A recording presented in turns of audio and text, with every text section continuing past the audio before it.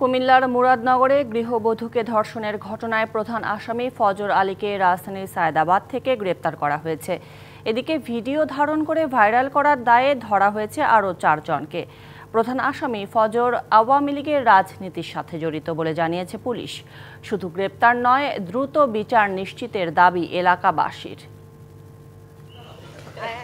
গেল ২৬শে জুন কুমিল্লার মুরাদনগরের পাঁচকিত্তা গ্রামের এক গৃহবধূ বাবার বাড়িতে বেড়াতে যান।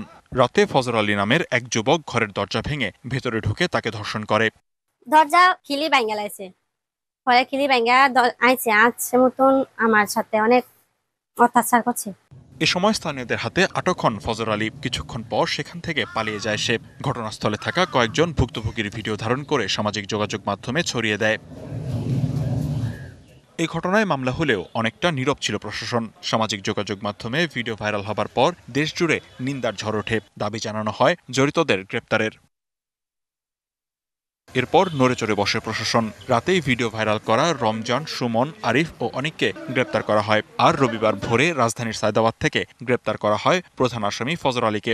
ফজর আলী তাকে দরজা খুলতে বলে সে দরজা না খুললে সেই দরজা ভাঙিয়া প্রবেশ করিয়া ধর্ষণের ঘটনা সংঘটিত হয়। কোনোরকম তারা টের পেয়ে তারা এই ঘরের ভিতর ঢুকে তাকে তাদের এই অবস্থা দেখিয়া তারপর তাদের সাথে খারাপ আচরণ করে এবং ছবি তোলে, মারপিট করে।